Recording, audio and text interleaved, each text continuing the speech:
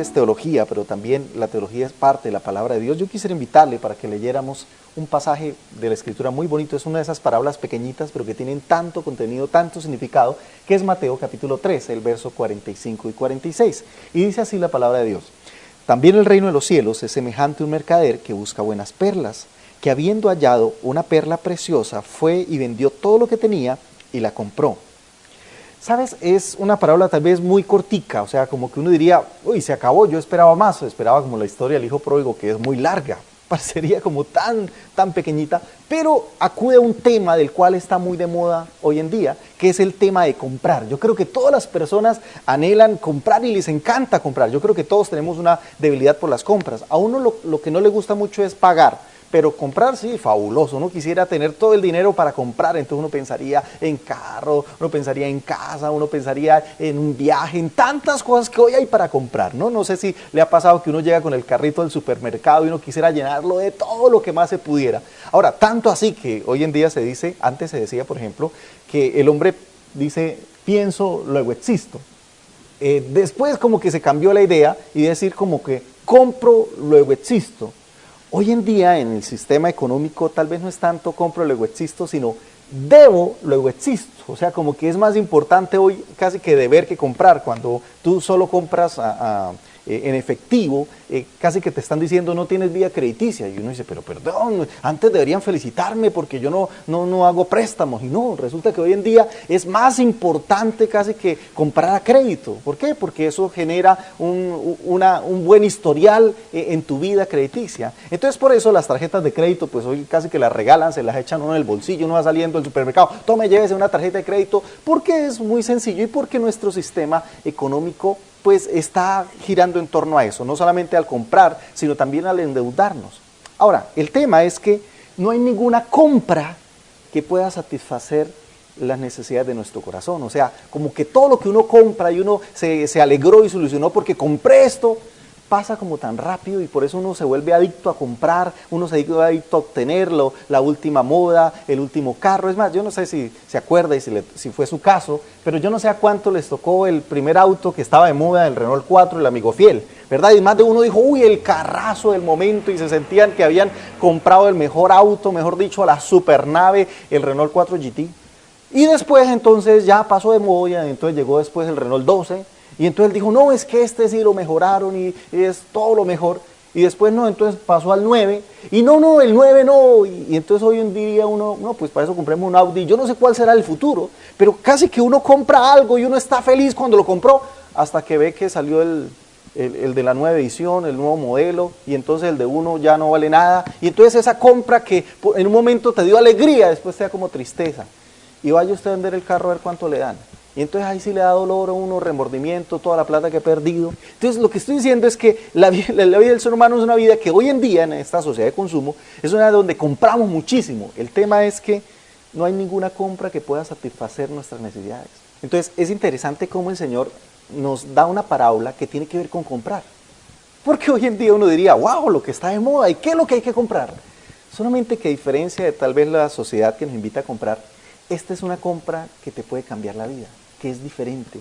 Esa es la compra del cual tú deberías invertir. Y por eso dice el Señor, el reino de los cielos es como alguien que compró.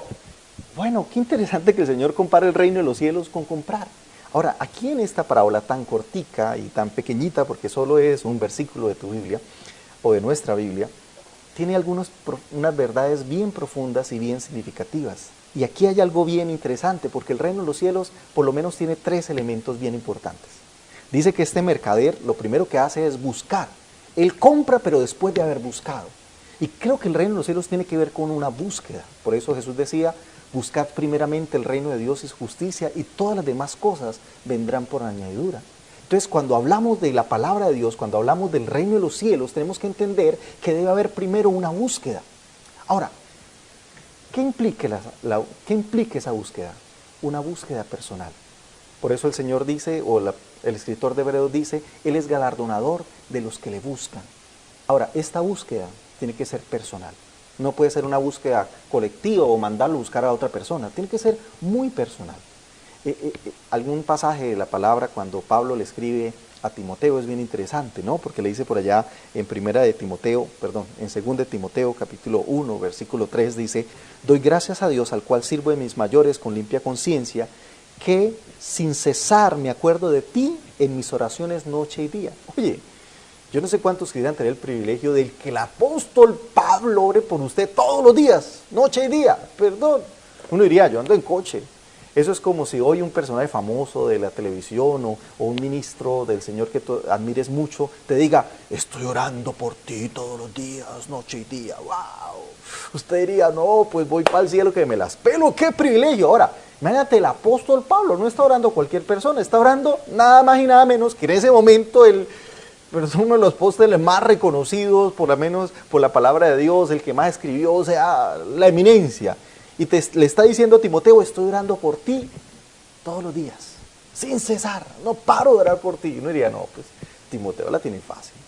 Y el versículo siguiente, el verso 5, dice: trayendo a la memoria la fe no fingida que hay en ti, la cual habitó primero en tu abuela Loida y en tu madre Eunice. Ahora, no solamente él tenía un papá espiritual, que era Pablo, que oraba por él todos los días, sino que para completar la dicha, es que también su abuela era una mujer consagrada, piadosa, que me imagino que también oraba por él. Y la mamá de Timoteo, pues una mamá excepcional, una mamá virtuosa que también clamaba por su hijo. Uno diría: Timoteo la tenía fácil. Entonces uno diría, lo que le sigue es: no, pues relájate, vive tranquilo. Pues, el apóstol Pablo orando por ti, la abuela orando por ti, la mamá orando por ti. No, pues ya usted se va en coche. Pero cuando uno llega al versículo número 6, dice, el apóstol Pablo le dice: por lo cual te aconsejo que avives el don de Dios que está en ti por la imposición de mis manos. Oye, el avivar el fuego no lo puede hacer ni el apóstol Pablo, ni la abuela por mucho que ore, ni la mamá por mucho que lo quiera y por el hijo y que orará todos los días. Esa ya es una tarea personal. Y yo creo que de eso se trata el reino de los cielos. Entender que la búsqueda de Dios es una búsqueda personal, que yo no puedo esperar que el pastor busque por mí, porque es tal vez la posición facilista. Entonces yo voy un domingo, me siento y espero que el pastor se consagre para que en 3 minutos me resuelva el problema que yo tengo, para que en 3 minutos, en media hora, o si predica muy largo, en 1 hora, me traiga la palabra de Dios, que me aclare el camino, que me enseñe y punto, y para de contar. Y ese es el cristianismo muy común. El cristianismo en el cual uno se sienta cada 8 días a esperar un buen banquete, y para eso uno le paga a un pastor para que estudie la palabra y que me traiga la comida ya lista, así bien linda, y si no me gusta material de grupo, entonces me voy a otra iglesia donde me prediquen como a mí me gusta.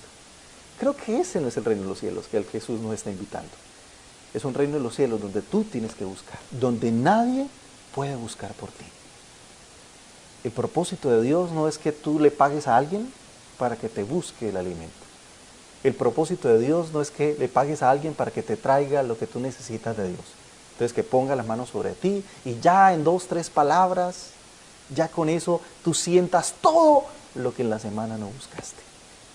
El propósito de Dios, y por eso este mercader no manda a buscar, él mismo busca. Él entiende que si quiere encontrar la perla que necesita, tiene que buscarla él mismo.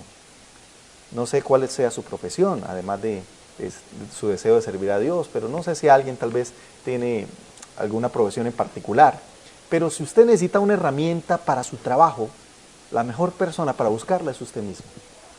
¿Por qué? Porque explicarle a alguien, por ejemplo, usted es un músico, ¿sí? Okay, como en mi caso también es una de las cosas que me fascinan, y usted necesita un convertidor de plug pequeño a plug grande. Ya con eso, decirle a alguien que no es músico, un plug que hay encartado, ¿y qué será eso, verdad? Y entonces le va a traer de pronto el que no es. Por eso, si uno quiere garantizar una búsqueda de lo que uno necesita, uno mismo tiene que buscarla.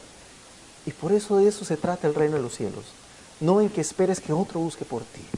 Y tal vez este seminario te está diciendo: mire, lo que Dios desea es que tú busques en la palabra de Dios las riquezas, las perlas preciosas que Dios tiene para ti. No esperes que sea el pastor el que la busque. No espere que sea el evangelista, el gran maestro, el gran apóstol, que me va a traer la perla. No, no, no. El reino de los cielos es una invitación a tener una búsqueda personal con Dios. Y por eso quiero hoy invitarte a que le digas: Dios, Señor, yo no quiero decirle a otros que busquen por mí. Yo quiero hoy motivarme a tener esa búsqueda personal, Señor, de tu palabra, y encontrar en tu palabra las perlas que están esperando ser descubiertas. Ahora, un segundo elemento bien interesante es que además de buscarlas, que algo que bien lindo, que no solamente la buscó, sino que la halló. La Biblia dice que buscad y hallaréis. Es que además de eso, cuando la encuentra, tiene que tomar una decisión. Porque no era fácil. Cuando la encuentra, encontró que era muy costosa.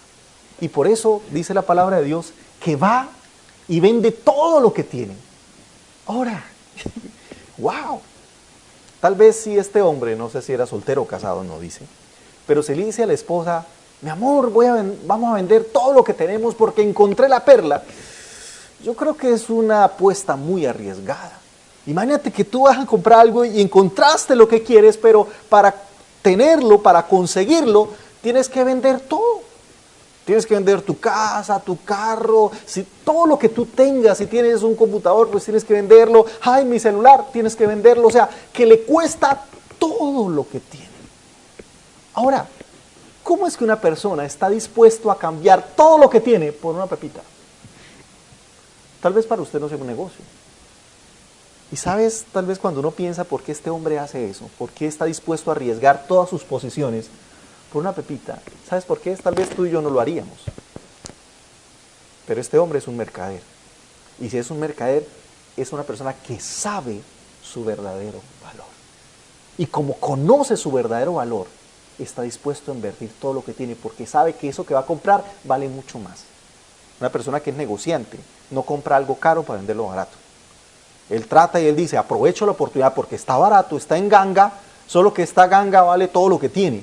Porque esa perla, una vez que la tenga, wow, mejor dicho, la saqué del estadio. Por fin encontré algo que logra llenar todas mis necesidades y mis expectativas.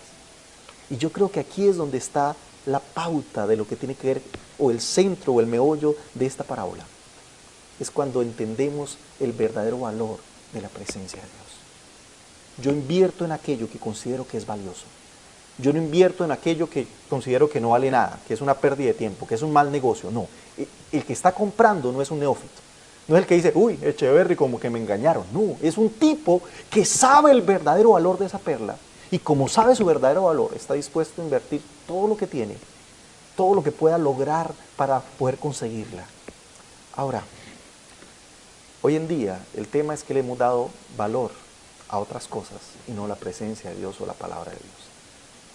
Tal vez si alguien compra un auto y le costó 90 o 130 millones de pesos, todo el mundo dice, wow, uy, qué duro, ¿verdad? Y tal vez es admirado y se siente hasta orgulloso porque compró un carro muy costoso. Y si vale mucho más, pues todo el mundo lo admira más. Pero si alguien dice, ¿sabes qué? He decidido servir al Señor. He decidido pagar con mi vida mi amor al Señor. Y quiero servir a Él, venir a un seminario como este, a estudiar la palabra de Dios. Más de uno tal vez pensará, qué pérdida de tiempo, ¿cómo se va a poner a eso? Pero eso no da plata. ¿Sabes por qué? Porque hoy no hemos entendido cuál es el verdadero valor de la presencia de Dios, de la palabra de Dios. El apóstol Pedro, decía, Señor, ¿a quién iremos si solo tú tienes palabras de vida eterna? El salmista expresaba al Señor diciéndole, Señor, ¿a quién tengo en los cielos sino a ti? Y fuera de ti nada deseo en la tierra. Si hay algo que entendían los personajes de la Biblia, es el verdadero valor de la presencia de Dios. Tal vez hay cosas en la vida a las cuales tú le inviertes tu tiempo, tu esfuerzo, porque consideras valiosas. Que tal vez si tenemos que reflexionar hoy en día, es que se nos ha olvidado cuál es el verdadero valor de la presencia de Dios. Que su palabra, que tenerlo a Él no tiene precio. Y que vale la pena invertir todo lo que tenemos. Es más, si es posible, toda nuestra vida. Y que es la mejor inversión. Y te lo está diciendo un mercader. Alguien que sabe de un buen negocio. Alguien que dice, vale la pena apostarlo todo por esa perla. Pues el Señor te está diciendo, vale la pena apostar toda tu vida, todo tu esfuerzo, por conocer a Dios, por aprender de Él, por estudiar tu palabra. Vale la pena. Ahora, hay algo con el cual quiero terminar este devocional pequeñito. Y es el hecho de, ¿por qué el reino de los cielos Jesús lo comparó con una perla? Tal vez no es la piedra preciosa más valiosa, tal vez uno diría, hay diamantes, valen un poco más, o no sé qué tipo de joya puede valer un poco más. Pero ¿por qué Jesús compara el reino de los cielos justamente con una perla? No sé si usted recuerda de dónde viene la perla. Y tal vez esta es la perla con la cual el Señor cierra esta pequeña parábola. Si ustedes saben, una perla viene, es una pepita, bueno, hay de diferentes tamaños, pero viene de algo que se llama la concha de nácar. No sé si sabías, pero la perla es el producto de todo un proceso muy interesante. Resulta que la ostra, que es un animal del mar, que es muy cerrado, se le mete por accidente un granito de arena.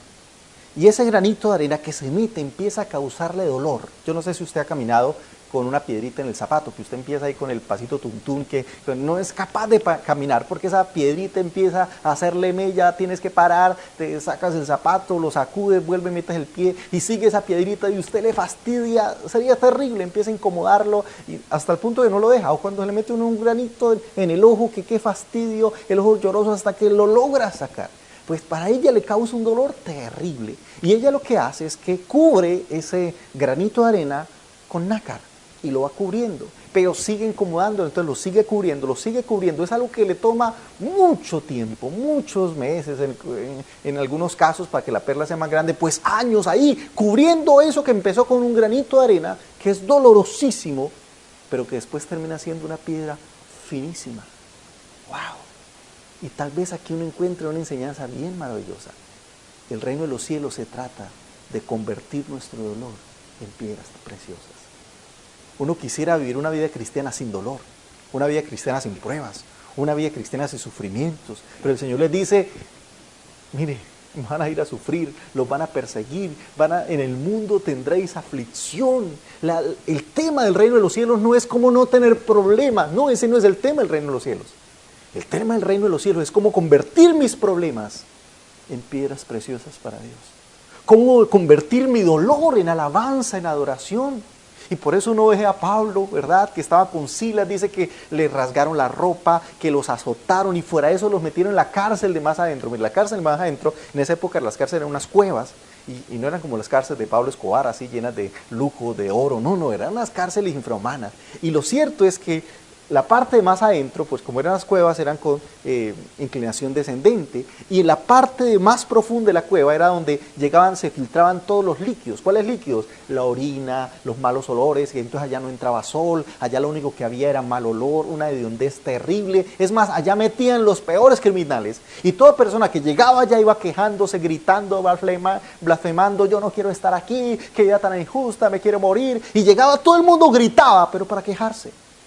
Y Pablo y Silas, después de que los azotan, después de que les ponen sus pies en el cepo, están supremamente incómodos allí y están torturados en un momento tan difícil, ellos convierten ese dolor en adoración. Dice la Biblia que empezaron a cantar tan alto que los presos los oían. ¡Wow! Ese es el reino de los cielos.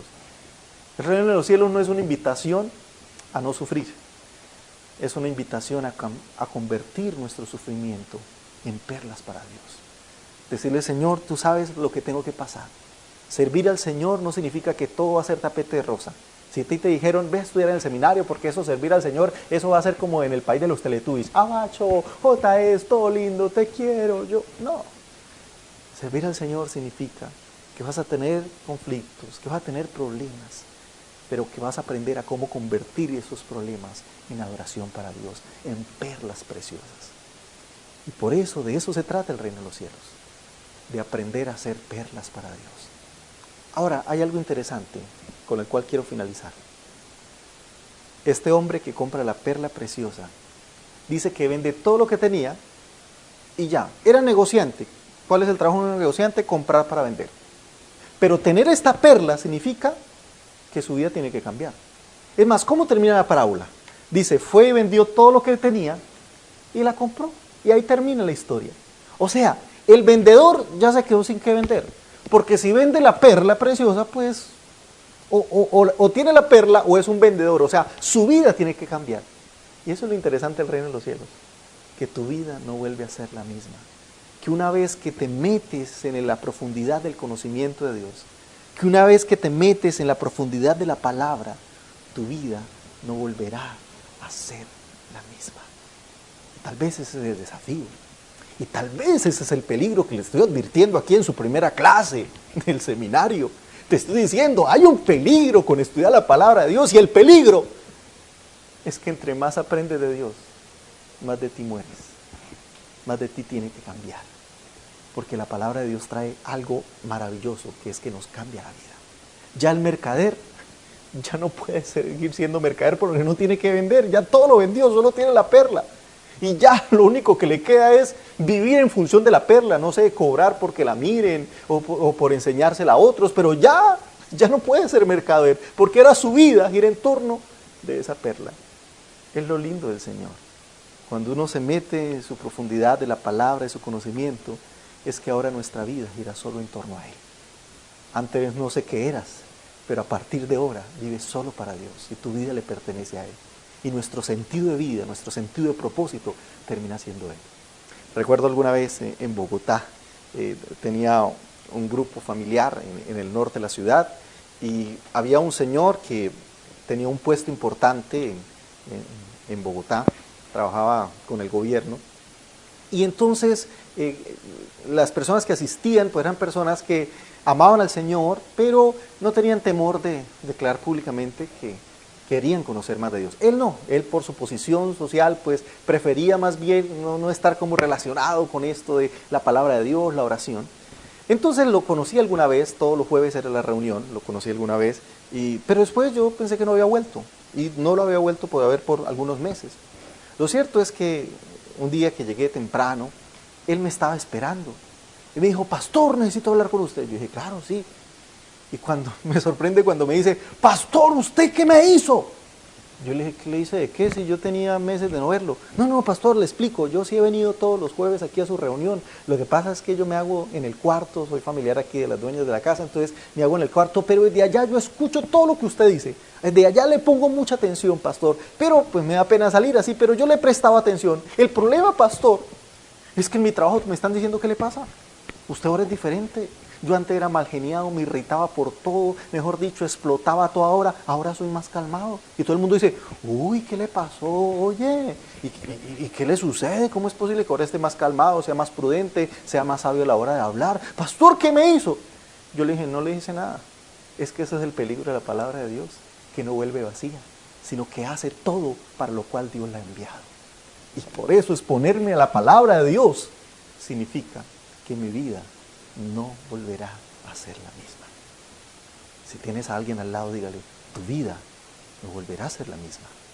Prepárate, porque en todo este proceso de estudiar la palabra de Dios, puedes tomarte una foto ahora, porque después, en la medida que crezcas en el conocimiento de Dios, tu vida va a cambiar, tu vida va a ser diferente, y Dios transformará esa persona, no sé, tal vez tú creías muy valiosa, la transformará en una piedra preciosa, un instrumento digno para Dios.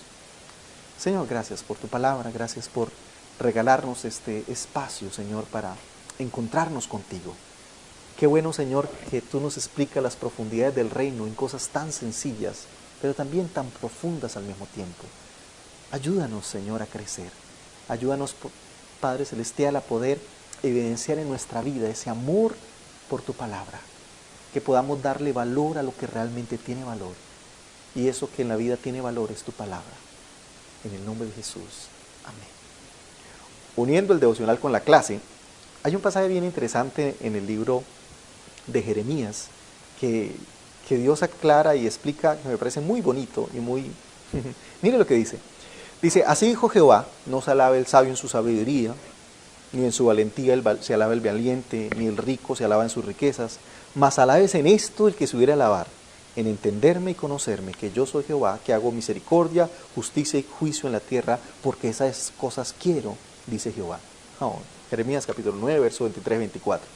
¿Qué es lo que está diciendo? Tal vez hoy la gente le da valor a las riquezas, ¿verdad? Y se siente orgulloso, uy, mira el carro que me compré y todo, wow.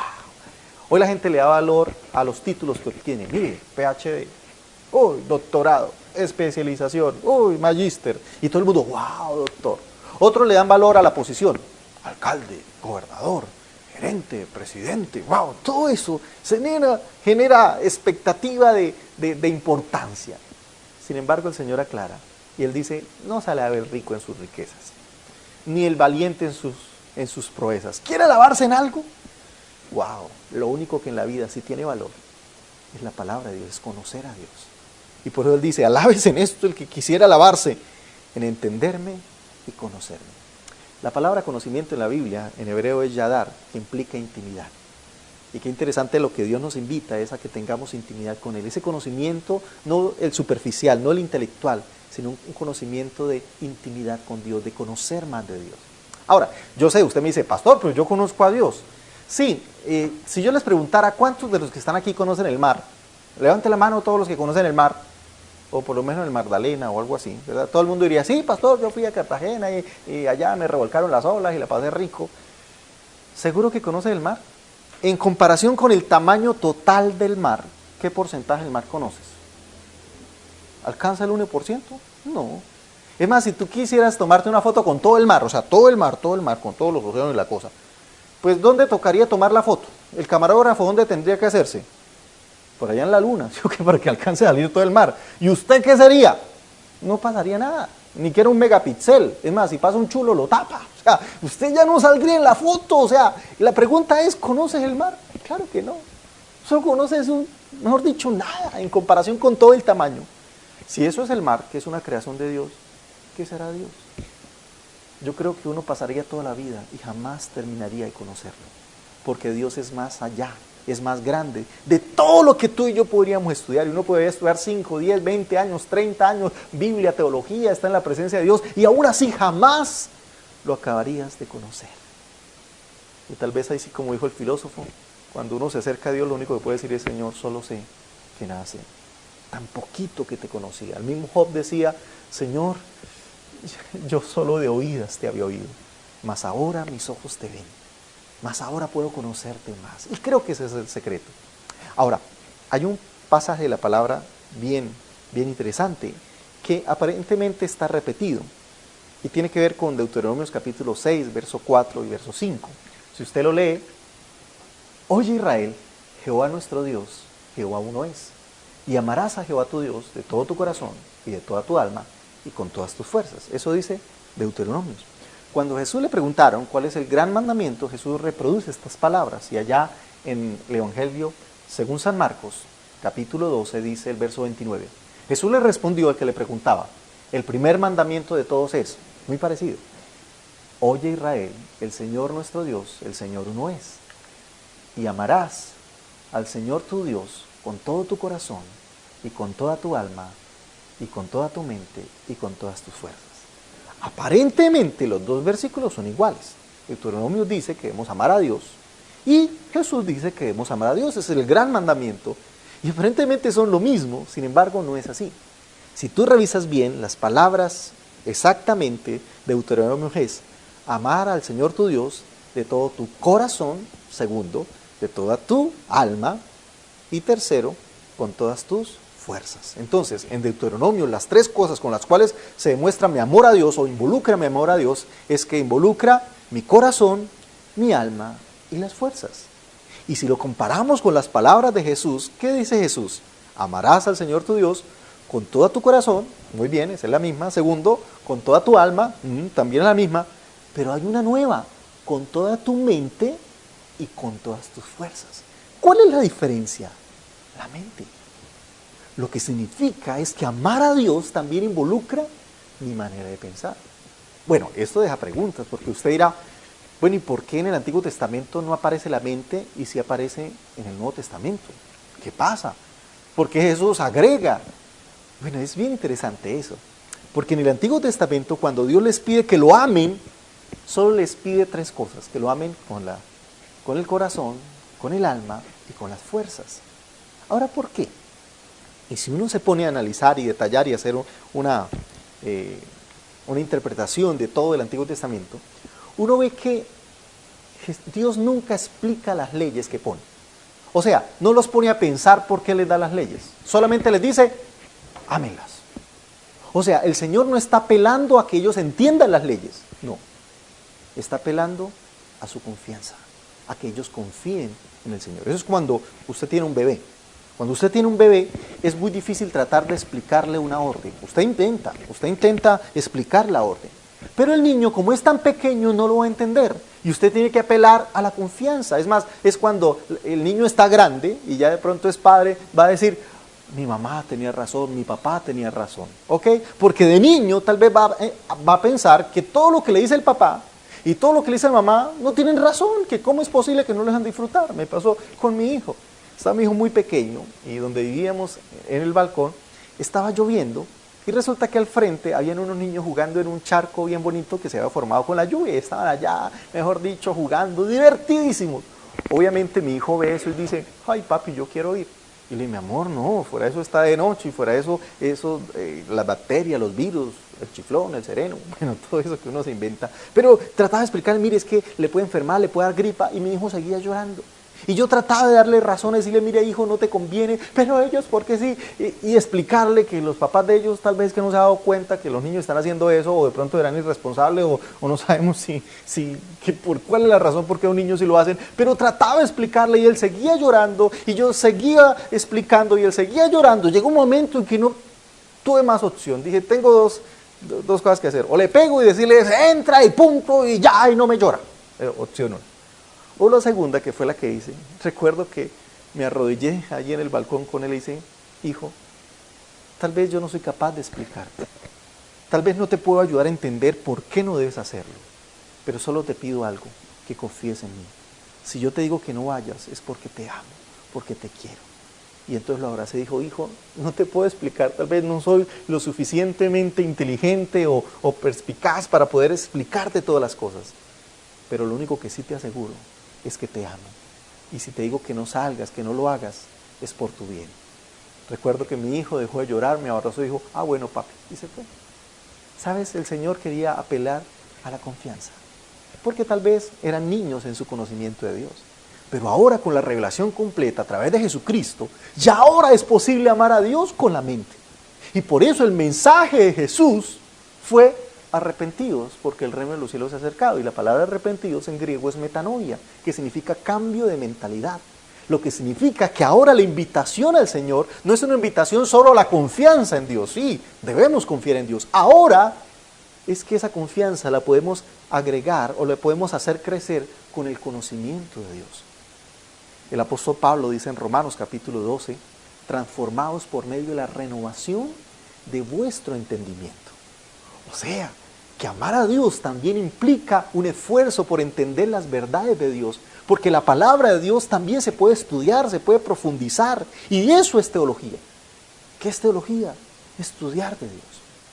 Ahora, cuando hablamos de teología, recuerdo alguna vez un grafiti que decía, teólogo, aquel que entiende a Dios, pero que solo Dios lo entiende a él.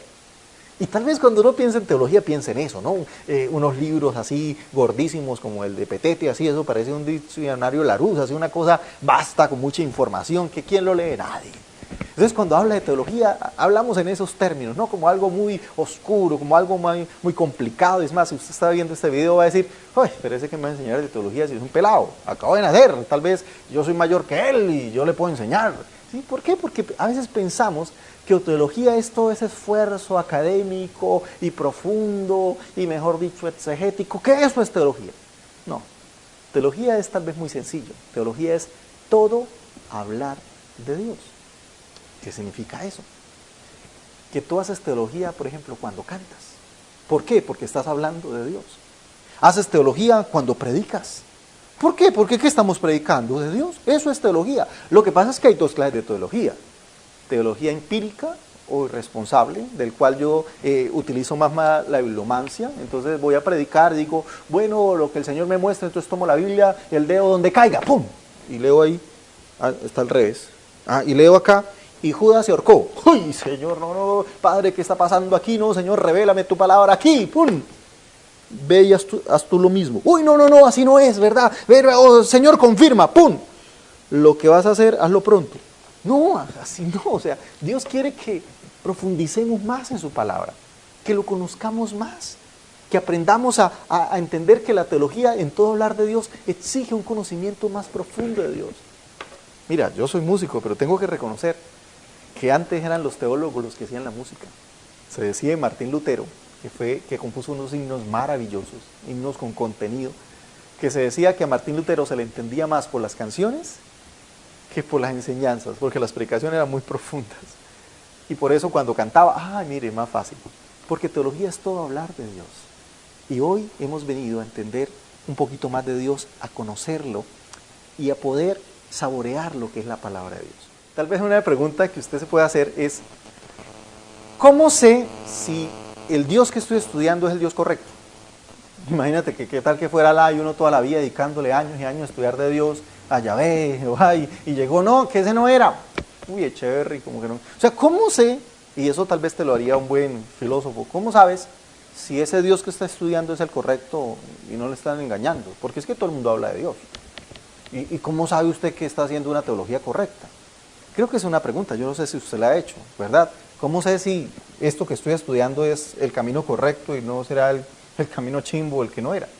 Pues hay algo interesante que, por así decirlo, la filosofía ha descubierto, que todo estudio objetivo, o sea, todo estudio válido, serio, concienzudo, debe tener dos presupuestos. Para cualquier estudio, y no hablemos solo de Dios, estamos hablando de biología, de física, de lo que usted quiera estudiar. Si usted quiere hacer un buen estudio objetivo de algo, presupone dos cosas bien importantes y casi que no habría razón para dudar de ellas y que te garantizan un estudio objetivo.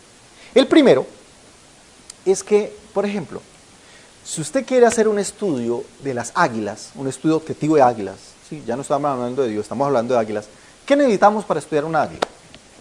Pues para estudiar las águilas, si queremos hacer un estudio objetivo, un estudio de campo, van a necesitar primero, bueno, ¿en qué nos transportamos? Entonces un vehículo 4x4, o sea, que un buen campero que se pueda meter por todas esas zonas para alcanzar a donde ellos viven.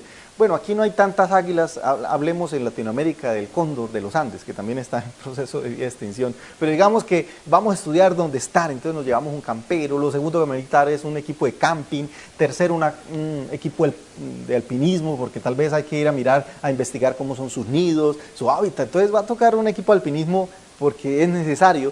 Fuera de eso, unas cámaras, pero unas cámaras con unos lentes gigantes, ¿verdad? Porque uno puede decir, a ver, Águila, pare que es que se enfocó. No, toca unos lentes maravillosos. Yo no sé si usted ha visto todas las películas de Discovery Channel, ¿verdad? Donde ellos tienen unas cámaras con unos lentes increíbles. Uno cree que están filmando al león ahí encima.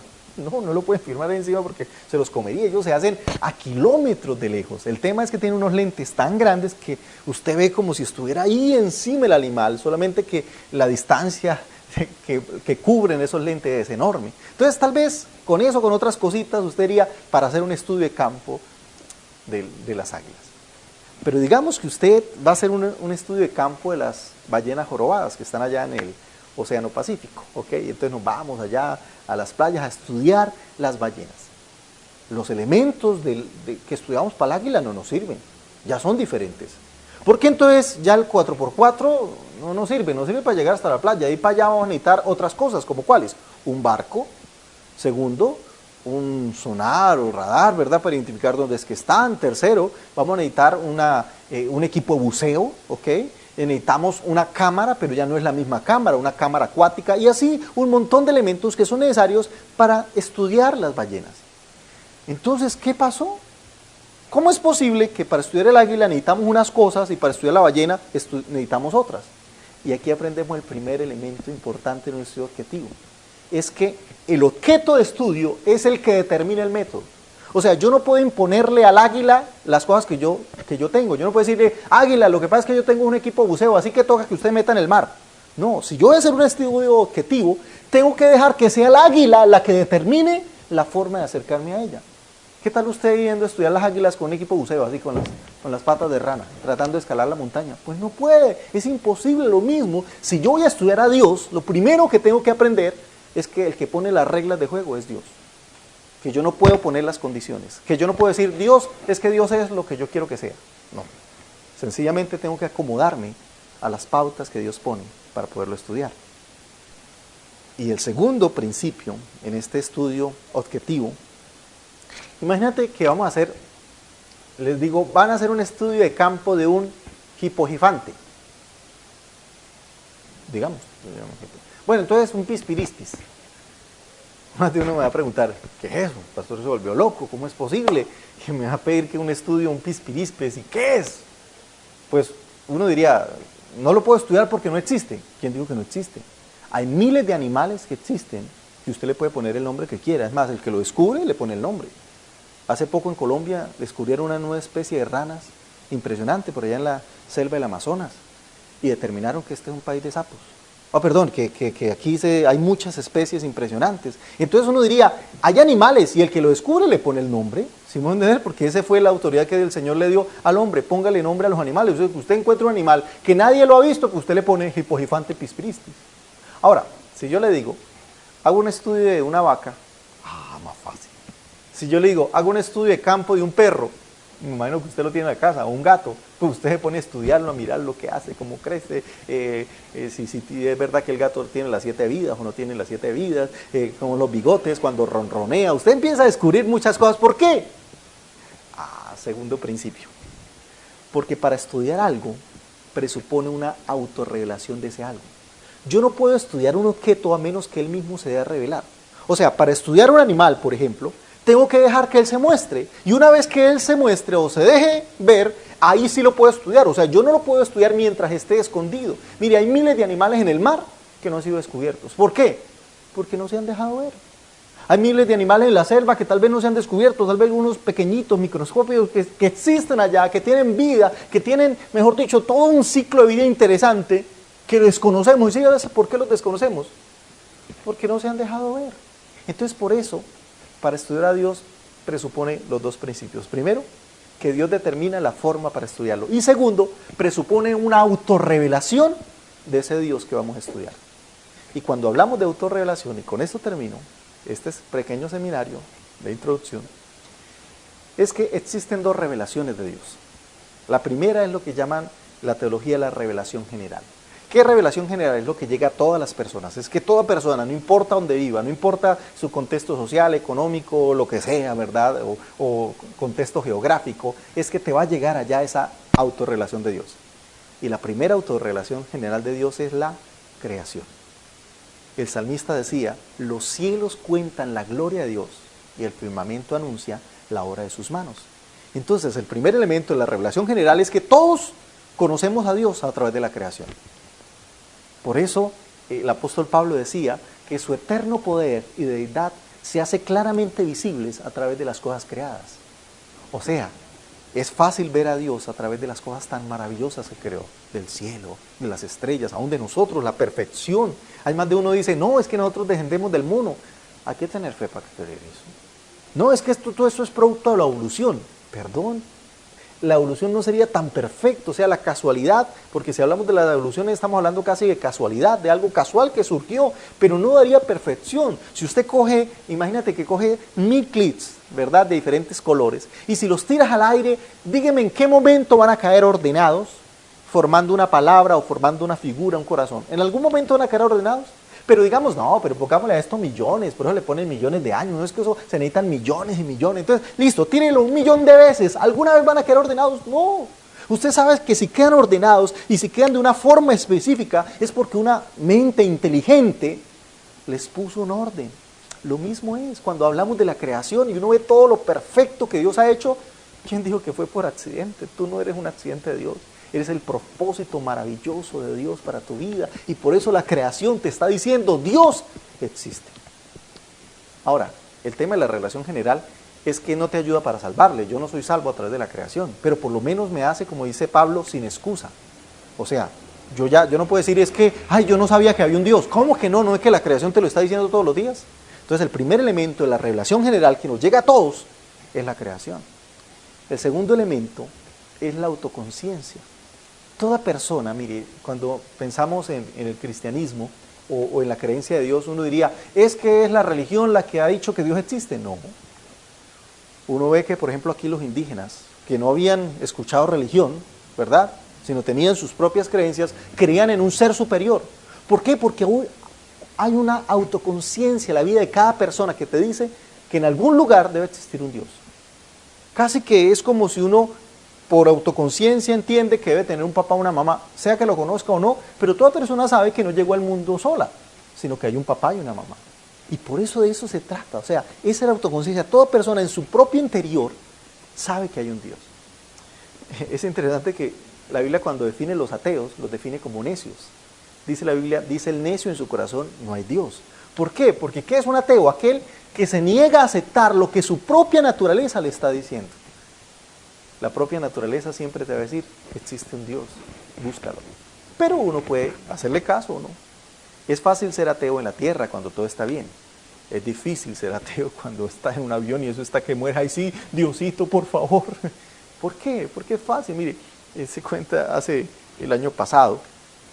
Resulta que uno de los, perdón lo que voy a decir, ¿no? Como papas del ateísmo, o sea, uno de los duros del ateísmo. Él tiene un programa de radio en Europa y eso pasó por la radio. Lo escuché y me pareció muy interesante. Resulta que él tiene un programa en el cual debate así abiertamente, a ver quién me contradice lo que yo creo, y él habla que Dios no existe y la cosa, y empezó a criticar el cristianismo, decir, por ejemplo, el cristianismo, ¿cómo me va a hablar de Dios si ni siquiera conocen la palabra de Dios? Y es cierto, mucha gente que es cristiana ni siquiera conoce la palabra de Dios. Lo único que saben es por ahí 3 versículos de la Biblia. Uno de esos es, ayúdate que yo te ayudaré, que no está en la Biblia. Otro es, que ni una hoja de los árboles se mueve si no es por su poder. Así me dijo una hermana, pastor, ¿dónde está ese versículo que dice ni una hoja de los árboles se mueve? Yo le dije, hermana, eso no está en la Biblia. ¿Cómo que no, pastor? Ahí debe estar. Dijo, no, eso está en un coro.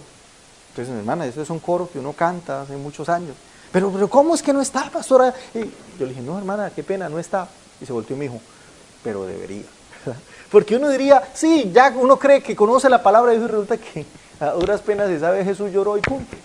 Entonces, por eso Jesús dice, mi pueblo pereció porque le faltó conocimiento. Entonces este hombre dice, ¿cómo es posible que llamen cristianos si no conocen la Biblia? ¡Ja! ¡Qué forma de defender a Dios! Y resulta que lo llamó a alguien y le dice, quiero debatir ese punto. Le dijo, ¿usted cree que pone en tela de juicio la existencia de Dios porque los cristianos de pronto no sabemos perfectamente o completamente la Biblia? Pues hagámoslo, venga, le devuelvo la pregunta. Dígame cómo empieza el capítulo número 3 de la evolución de las especies, que es el libro de Darwin, que es casi que la Biblia para los ateos. Dígame cómo empieza. Digo, y empezó el tipo a tartamudear al punto que dijo, ay Dios mío, ayúdame, se me olvidó. Y entonces el tipo al teléfono le dijo, ¿y no que no cree en Dios? ¿Y cómo es posible? El tipo se me dejó una enredada, mejor dicho, y ahí fue la burla. Es impresionante.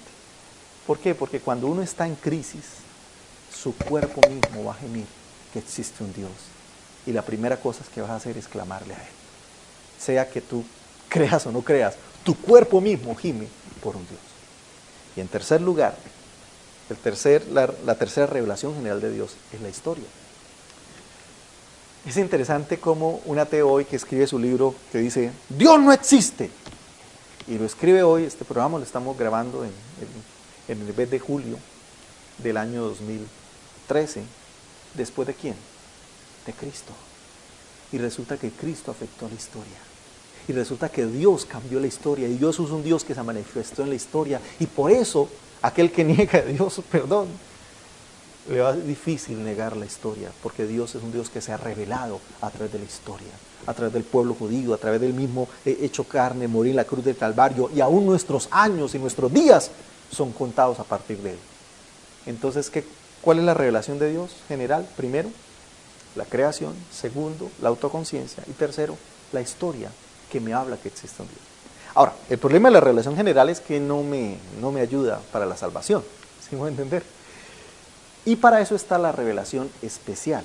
Y la revelación especial sí me ayuda a conocer a Dios, a aprender de Él y a profundizar de Él. Y para la revelación especial hay también 3 elementos. El primer elemento de la revelación especial de Dios es Jesucristo. Jesucristo es el verbo que se hizo carne. Y por eso Él es el camino, la verdad y la vida. Él es la revelación especial de Dios. Tú quieres conocer a Dios, tienes que ser a través de Jesucristo. Pues yo sé, usted podría decir, pero yo también lo puedo conocer a través de la naturaleza. Pues muy difícil, porque la naturaleza sí te habla de Dios, pero muy poquito. En cambio, Jesucristo te lleva al Padre, Él es el camino al Padre. Y por eso esta es una revelación especial. Y Dios se reveló a la humanidad a través de Jesús. Hay una frase bien bonita, ¿no? Dice que el Hijo de Dios se hizo hijo de hombre para que los hijos de hombre podamos ser hijos de Dios. Qué interesante. porque Él es el camino y Él sí es la revelación especial. Ahora, la segunda revelación especial es la palabra de Dios. Este es el libro por excelencia. Su palabra ya me habla. Mire, el salmo que me dice, los cielos cuentan la gloria de Dios. Después me dice, la ley del Señor es perfecta. ¿Sí me voy a entender? ¿Por qué? Porque la creación me habla de Dios, pero no tanto como la palabra de Dios. Y por eso la mejor manera de conocer a Dios es a través de su palabra. Yo no puedo conocer a Dios sin esta revelación especial de Dios. Y por eso necesito la palabra de Dios, porque ella es la que me aclara el camino, ella es la que me explica la importancia de Dios. Ya puedo conocer a través de su palabra, su amor, su gracia, lo que Él piensa, lo que Él siente, cuáles son sus propósitos. Y déjeme decirte algo, es un libro que jamás ha pasado de moda, que aunque ha sido perseguido, aunque ha sido buscado por muchas personas para acabarlo, para destruirlo, la palabra de Dios hasta el día de hoy sigue siendo la lámpara a nuestros pies y la lumbrera en nuestro camino. Qué bueno por la palabra de Dios, que es la revelación especial de Dios. Es su palabra. La palabra de Dios es perfecta. Y en tercer lugar de esta revelación especial de Dios es el Espíritu Santo, que el Señor lo desciende para enseñarnos a toda verdad. Dice que el Espíritu de verdad nos va a guiar a toda verdad. Entonces, los tres elementos de la revelación especial de Dios, que estos sí nos ayudan para la salvación, es Jesucristo, la palabra y el Espíritu Santo. Ahora, quiero animarles para que le digamos a Dios, Dios, quiero aprender más de ti. Y aquí solo estamos en la introducción a la teología. Hay mucho de Dios que necesitamos conocer. Hasta ahora estamos empezando, hasta ahora ese es el primer pasito. Yo quiero invitarle para que usted estudie más el libro, va a estar aquí en compañía de su tutor, pero que este solamente es el abreboca de todo lo que Dios tiene para su vida. Le animo para que este estudio no llegue solamente hasta acá, sino que este sea el inicio de cosas grandes y una profundidad grande, un deseo de decir, Señor, yo tengo hambre y sed de justicia.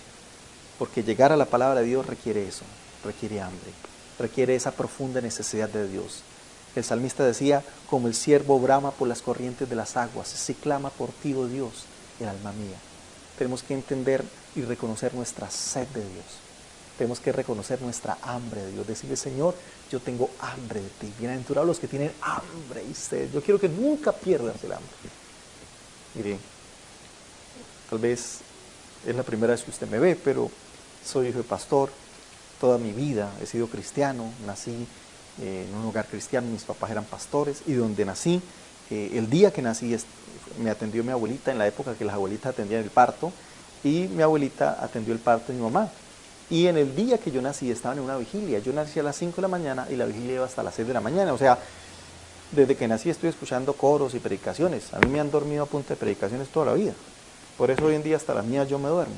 Porque toda la vida he aprendido, fuera de eso estudié licenciatura en teología y he estudiado la palabra de Dios, he escrito muchos de los materiales que usted va a tener en sus manos y bueno, y tantas cosas. Pero todos los días mantengo el hambre por Dios y no quiero perderlo nunca. Yo quiero que tú mantengas un hambre por la palabra de Dios. Digas, Dios, yo quiero conocerte más, quiero aprenderte más.